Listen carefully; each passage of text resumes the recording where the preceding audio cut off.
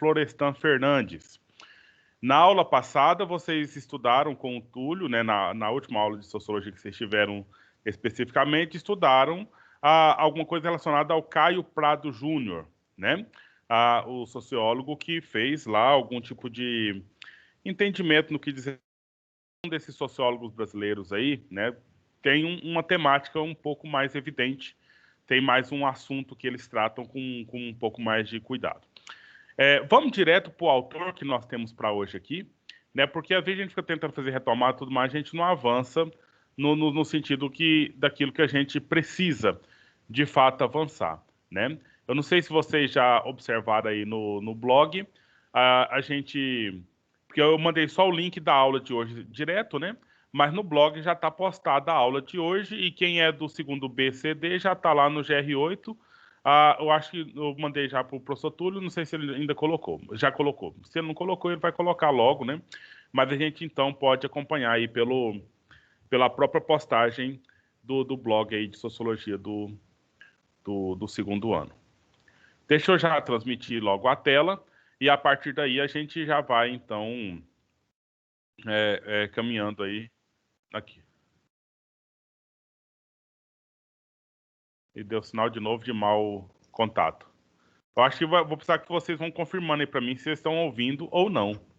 Certo? Certo. Então, beleza. Aí se caso picotar de novo, vocês dão um grito aí, por favor. Oi? Quando o som cair, a gente avisa. Só que eu acho que quando cair, eu não vou escutar nem vocês falarem, porque o mesmo que faz o microfone aqui faz o fone, né? Mas vamos ver. Acho que vai dar certo. Nós vamos caminhando aqui. Então vamos lá. Olha aqui, eu vou transmitir já a tela que se refere à aula de hoje, né? Nós estamos aqui na sequência aula 10 de Sociologia. E olha só, nós vamos então focar, o objetivo dessa aula é discutir a sociologia brasileira a partir da atuação e a contribuição de um sociólogo chamado Florestan Fernandes. E aí nós vamos fazer uma aula expositiva aqui com base em leitura e interpretação do texto. Que texto? Esse texto aqui que eu coloquei em material para gente, certo?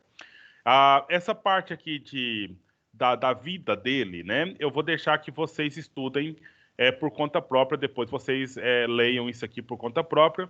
E se gerar dúvida, manda no privado que a gente responde. Eu queria trabalhar com vocês a parte da teoria dele propriamente dita, tá? Agradecendo aí aos que já estão com a câmera ligada, tá? Os que puderem e puderem ligar aí. Ajuda muito a gente ter essa interação aqui. Certo? Então, ou seja, mais aspectos centrais aqui. Ele, de fato, estudou uma faculdade chamada Ciências Sociais, na Universidade do Estado de São Paulo, na USP, né? Isso lá em 1900 e... Olha só, ele terminou o curso superior em 1933, né? Que ele fez lá Ciências Sociais. E, enfim, então já tem um prazinho aí, né? Quando chegou na época da ditadura, ele já estava maduro, né? Então ele entrou na faculdade com 21 anos, então passou aí mais uns 30 anos, ele já estava com faixa dos 50 anos, então ele estava no auge da sua produção e quando aconteceu a ditadura. E que foi justamente nessa época, dada algumas situações sociais mais graves ali, que dizia a respeito sobre a questão do índio e do negro na República do Brasil, então ele foi desenvolvendo as suas teorias e teses e preparando uma atuação política, entendeu? Então ele foi um deputado federal. Ele atuou como deputado federal durante, aí, eu acho, 2 mandatos, se eu não me engano, na década de 90, né? Mas ao mesmo tempo que ele era deputado, ele também desenvolvia atividades como professor e como escritor na área da sociologia aqui no Brasil, certo? Então, ele é pobre, né? É de família pobre aí. Olha só, ele é filho único de mãe solteira. Foi criado em Cortiços, na capital paulista, com a ajuda de uma madrinha, né? Então, não sei se vocês sabem o que é esses cortiços. Aqui a gente não tem muito, mas cidades mais velhas, né, tem esses cortiços. Era tipo um... Aqui tem também, sim, sabe? Algum lugar que você entra e tem várias casinhas, né? Tipo, num lote só. Mais ou menos. Aquele Só que talvez não tão limpinho e não tão arrumadinho, né? É meio que todo mundo ali, muita gente usa ali o mesmo lugar que lava roupa, às vezes é o mesmo banheiro para todo mundo de todas as casas, é a coisa meio bagunçadinha, meio complicadinha, né? Nesse sentido aí. Mas, enfim, é um sujeito que veio de família pobre aí. E aí? Tem aqui uma foto dele, né, dando uma conferência, já maduro, mas eu queria trabalhar com vocês especificamente aspectos aqui das teorias que ele desenvolveu, certo? Então, o primeiro assunto que ele começou a trabalhar, que ele fez mestrado e fez doutorado, ele foi estudar principalmente a questão indígena, certo? O assunto que ele estudou principal é a indígena, inclusive teve um livro dele que é a Sociedade Tupinambá, né? Então ele fez esse estudo, porque olha lá, ele estudava, aqui já falando só especificamente, né? Ele falava das aldeias tupinambás.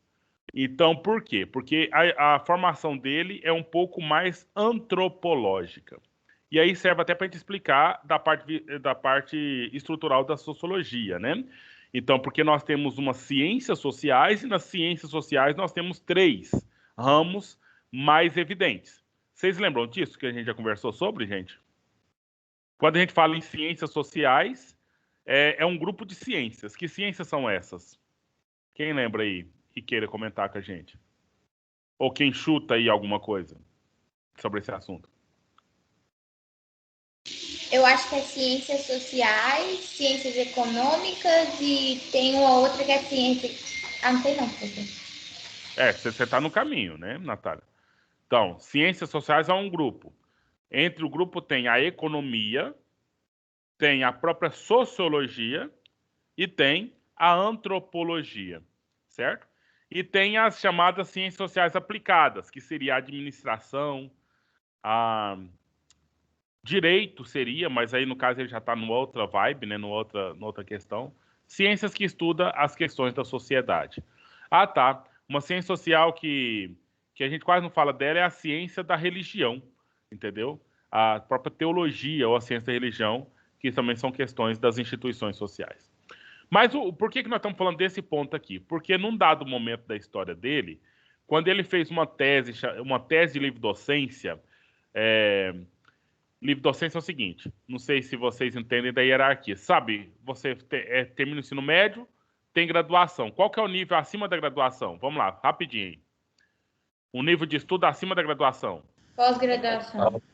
Pós-graduação. Só que a pós-graduação ela tem vários níveis. Um primeiro nível de pós-graduação é um grupo, né? Pós-graduação. Hã? Mestrado. Tem o mestrado, isso é estrito sensu.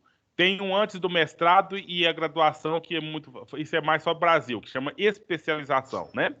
Aí depois tem mestrado. Depois do mestrado. Doutorado? Doutorado. E depois do doutorado.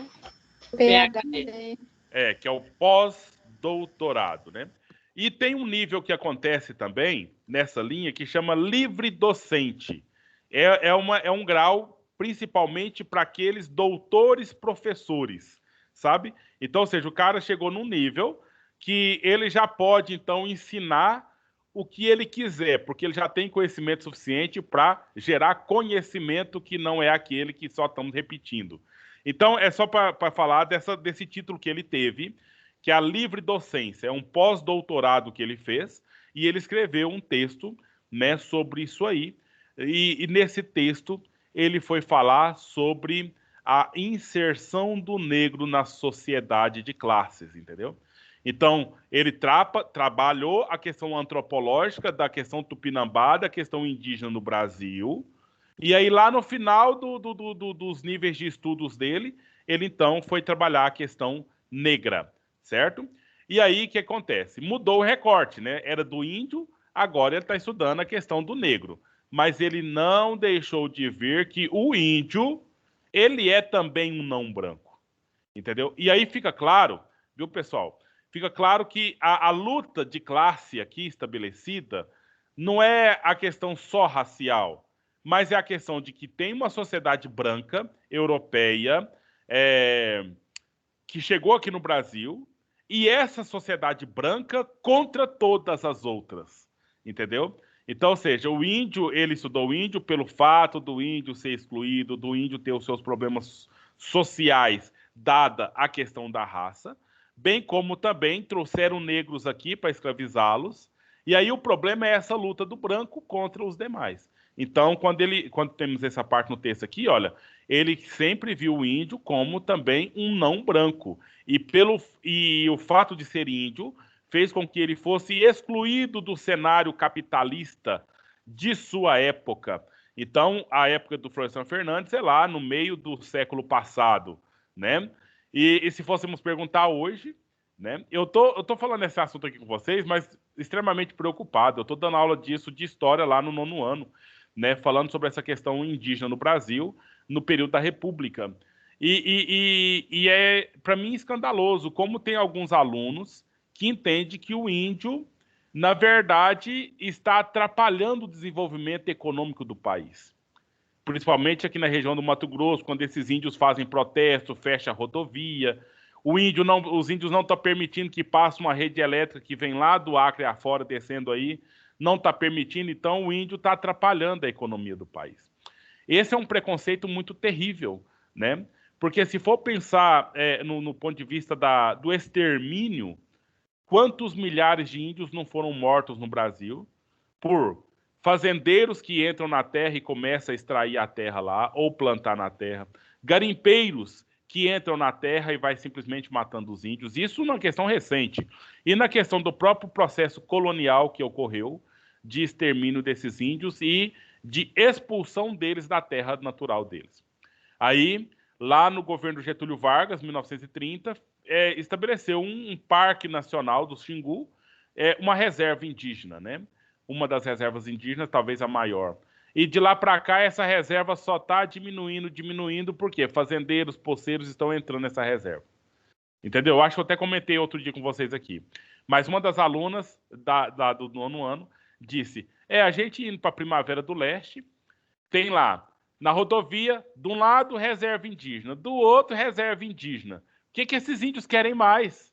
Então, aquela questão aí, eles querem que nem a rodovia tivesse passado lá. Por quê? Porque tinha a terra do índio, né? E a rodovia já foi uma invasão, cortando a terra no meio. Entendeu? Então, você estabelecendo já problemas sociais aí. Mas na cabecinha de muitos dos meus aluninhos lá, dos seus 13 anos, 14 anos aí, eles estão achando que o índio é um problema para a economia do nosso país. Agora, faz os cálculos do território, faz os cálculos aí, veja que isso é, na verdade, uma conversa para boi dormir mesmo, né? Mas é a situação. Então, aqui você tem uma imagem, essa imagem ela é uma imagem de senzala, né? E aí, olha só o que ele fala. A escravidão no Brasil é a origem da exclusão dos negros em nossa sociedade, né? Então, por mais que já tenha um cenário totalmente diferente aí, por mais que os acessos já são diferenciados, mas nossos problemas sociais com a questão racial, ela é terrível ainda. É um problema. E a questão do índio, bem como também a questão do negro. Isso nós estamos falando com base em Florestan Fernandes. Pois não? João Pedro, você quer falar? Não, estou ligado. Desculpa, doutor. Tudo bem. Então, olha só. Essa obra mais madura de Florestan Fernandes, né, enxerga uma interseção entre a classe social e a própria cor. Ou seja, tese dele, tá? A população mais pobre, marginalizada e excluída é, em geral, qualquer população não branca. Aí que fica um pouco mais abrangente a tese como ele trata lá. Entendeu? Então não é o problema do pobre ser negro, não é o problema do índio ser negro, é qualquer um que não seja branco, né? Qualquer outra etnia aí que se vem. Então, no desenho do Brasil, ou no entendimento do Brasil, são os pobres. Tá tranquilo? Tá entendido aí, pessoal? Aí agora, se você concorda ou não, aí é outra história, né? Mas se tá claro a tese que ele foi apontando. Então essa aula é estritamente sobre o Florestan Fernandes. E aí, o que acontece? Lembra do Gilberto Freire? Lembra da tese dele? Eu vi na aula passada, o Túlio tratou com vocês sobre isso aí. A ideia da democracia racial. O Florestan Fernandes concorda com isso? Não, ele não concorda com isso. ele fez categoricamente, olha só, ele foi bem preciso ao derrubar o que chamou de mito da democracia racial. Enquanto Gilberto Freire falava que existia uma democracia racial aqui no Brasil, o Francisco foi falar que isso, na verdade, foi um mito, dizer que teve democracia racial aqui no Brasil, né? Então, o Gilberto Freire via essa relação cordial entre senhores e escravos, aquela coisa toda lá, né? Bem como entre negros e brancos, e que era uma coisa diferente aqui no Brasil dos demais países, né? Aí Florestan Fernandes, olha a tese aqui, ó, ele disse: a população negra era a mais atingida pela desigualdade social e que a raiz disso se encontra no próprio capitalismo. Então agora já partiu para a questão econômica das desigualdades sociais, que é o segundo recorte desse autor. Primeiro recorte, questão racial. Segundo recorte, questão da desigualdade social. E aqui já tem, então, um ponto, né? A desigualdade social que existe, ela nasce da relação capitalista que a sociedade nossa se estrutura, né? Com base nessa questão aí. Então, ele fez uma militância, né, de atuação, enquanto ele foi parlamentar, e ele buscava a redução da desigualdade social no Brasil, que era o problema central que se pensava. E olha só, veja essa imagem aqui, né? Dá para você identificar daí essa imagem, imagem de quê?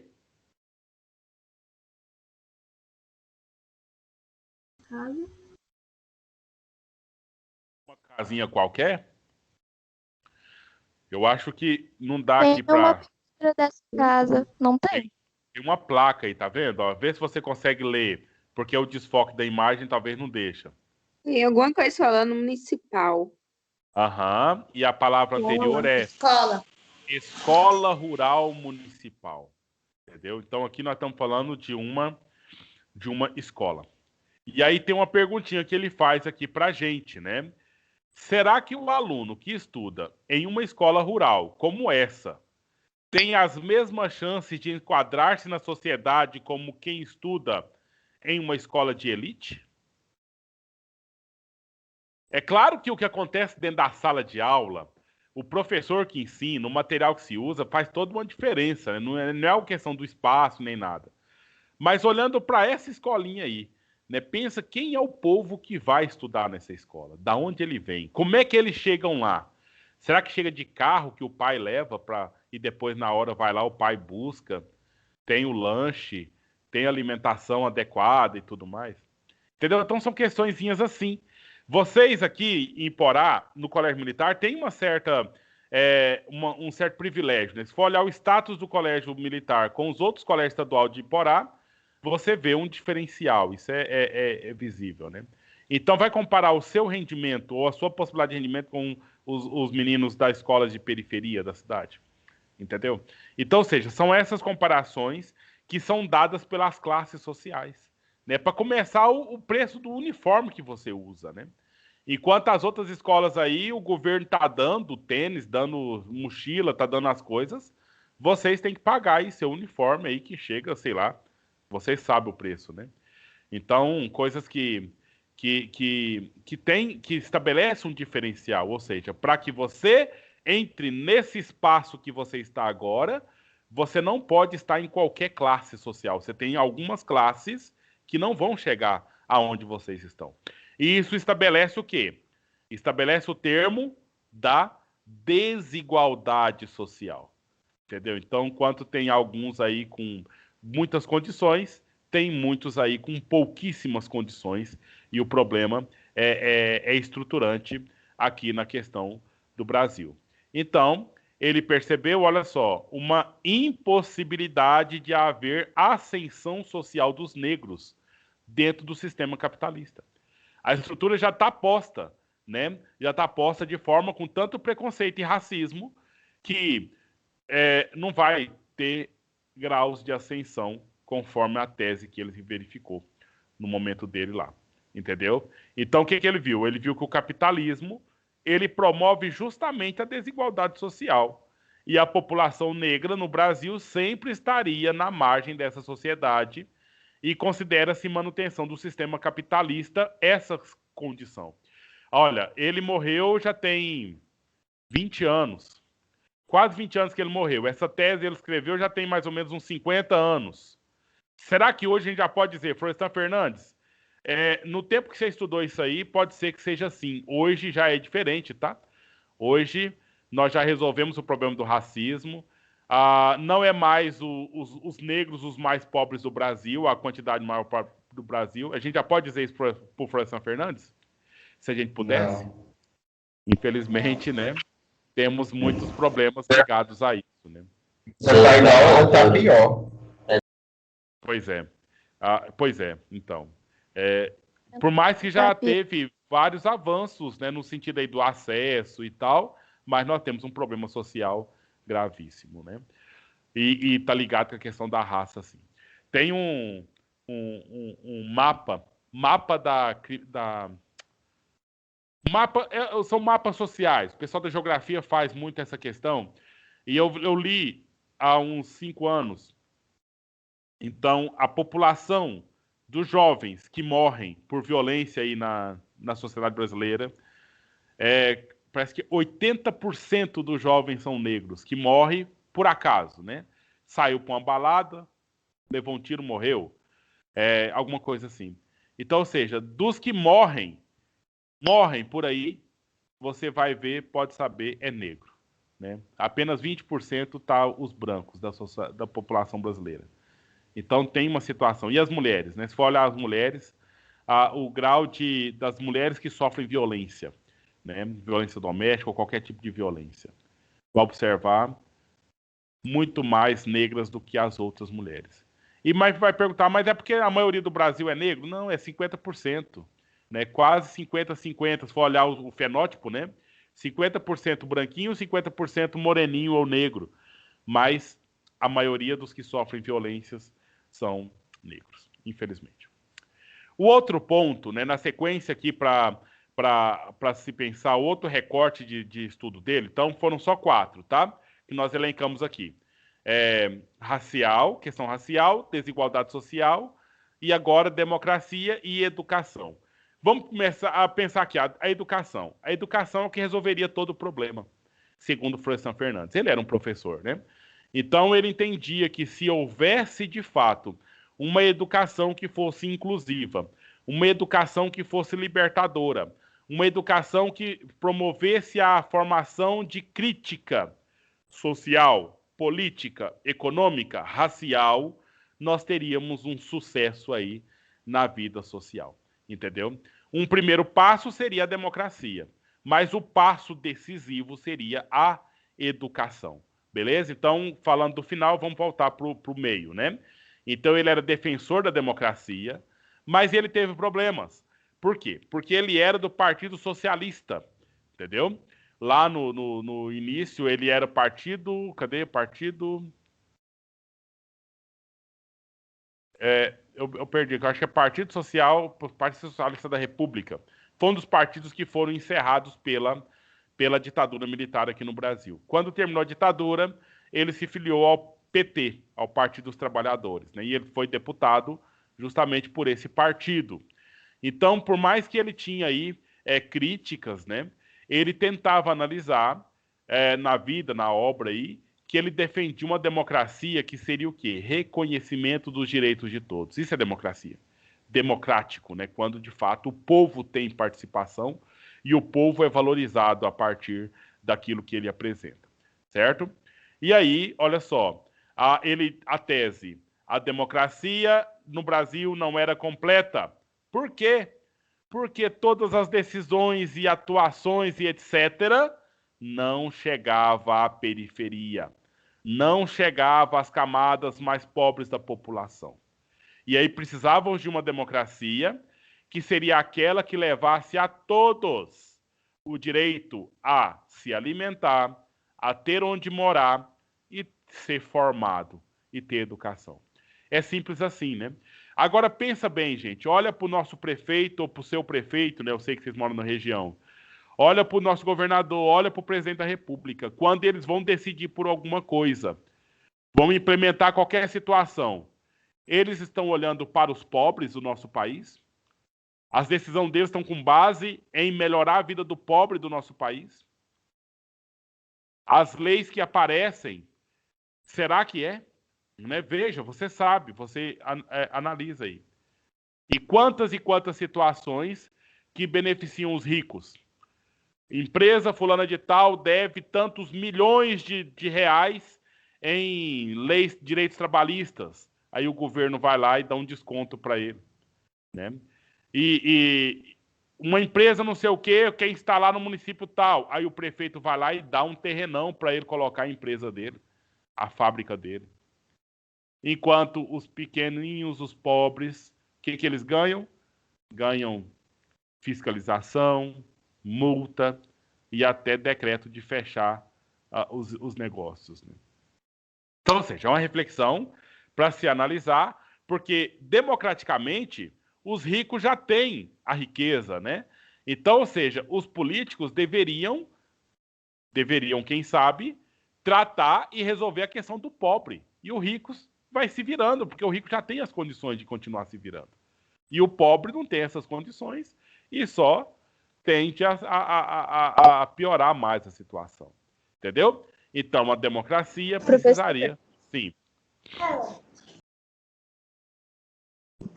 Então, eu percebo isso até na minha família mesmo, porque assim, eu tenho um tio que ele mexe com frete, né? E minha família estava comentando lá, minha tia, que ele cobra caro das pessoas que não têm condição e cobra barato das pessoas que têm condição. É tipo isso. E for perguntar para ele, com certeza ele te explicaria, né? Não, porque o rico, eu cobro barato dele, mas ele vai me contratar várias vezes. O pobre contrata uma vez lá, na outra na vida, então aí eu tenho que compensar isso aí. Mas essa fala, Estela, sua, está totalmente dentro da teoria aqui do Francisco Fernandes. Da onde? Aonde, né? Essa fala tá linkada a quê? Olha aqui, é a questão do capitalismo, certo? Aqui que está o problema nosso de cada dia, né? Tá ligado com a questão capitalista. E foi muito boa essa apresentação, fala aí. E aí, a questão da educação, né? Essa verdadeira democracia, até essa questão, viu? Fazer uma crítica como essa não seria feita num outro contexto. É somente no contexto educacional em que a gente tenta ver as coisas num foco mais claras. Porque nos contextos específicos, né, que as instituições fazem, você vai na igreja, você tem que pensar como a igreja pensa. Se você vai trabalhar numa empresa fulano de tal, você tem que pensar como a empresa pensa, né? Você é capitalista, tem que pensar como o capitalismo pensa. Agora, aqui a educação não tem limite. A educação aqui é para abrir a cabeça de todos nós. Você acaba de ter uma aula de física, aí você tem uma aula de história, aí depois você vai ter uma aula de biologia. Então, ou seja, é para dizer que não tem uma caixinha fechadinha que falou é a educação. Não, muito pelo contrário. Não tem limite. Abre a mente, abre as ideias, e você é uma pessoa que vai ser bem informada, tanto discutindo questões sociais aqui na sociologia, quanto desenvolvendo problemas matemáticos, né, bem complexos, né? Enfim, talvez seria essa questão. A tarefa que a gente colocou aqui para vocês, né? Você clica aqui, é tarefa de portfólio, tem que enviar lá para o portfólio, certo? Ela vai estar só baseada nesses pontos aqui, olha, que nós lemos hoje. É a questão racial, a questão da democracia, da educação e a questão das desigualdades sociais em Florestan Fernandes. Professor, sim. Onde está o link do seu site? Eu vou colocar lá no grupo agora, né? Porque eu fiz o agendamento diferente da aula e aí eu fiz direto aqui. Mas aí eu vou pôr lá no grupo do segundo ano, que aí vocês podem acessar por lá. Beleza? Essa ela já está aquela que está no GR8? É que eu pus hoje, né? É aquela lá mesmo. E já tem aqui 2 pessoas em tempo recorde que já fizeram a sua resposta. Aqui é assim. Tem alguns que demora terminar o bimestre para começar a fazer e tem uns que nem a aula acontece e já faz. O importante é que faz, né? Eu só tô brincando, tá? Eu não tô danando com ninguém aqui, não. Mas é isso. Nunca deixei tarefa para a última hora e se eu deixei, eu não me lembro. Esse é problema. Todo mundo sofre quanto a essa questão mesmo. Então tá bom, gente? Aí a gente vai... Nós temos que falar ainda, antes de encerrar esse conteúdo do primeiro bimestre, do Fernando Henrique Cardoso, certo? Que foi também um sociólogo brasileiro e importante também, foi até presidente da República, né? Mas o que nos preocupa não é essa questão de ser presidente, mas de fato ser um cara doutor em sociologia, né? Que foi, só que o Francisco Fernandes foi mais para o lado da antropologia. O Fernando Henrique Cardoso foi mais para o lado da economia, enquanto formado aí. Já está no grupo aí do segundo ano, tá? O link da nossa aula de hoje, né? O link do planejamento da nossa aula de hoje. Se vocês não têm mais nada a tratar, nós vamos encerrando aqui. Eu estou pensando que semana que vem nós vamos ter que fazer diagnose de novo, sabe? Retomar conteúdo do segundo ano. Eu só estou esperando formalizar isso para a gente organizar e planejar a aula da semana que vem. Tudo bem, então, senhores e senhoras e senhoritas? Tudo bem. Que bom, então. Então, espero que vocês continuem bem, fiquem bem, se cuidem. E até a próxima aula, se Deus quiser. Tchau, Tchau, professor. professor. Tchau. Professor,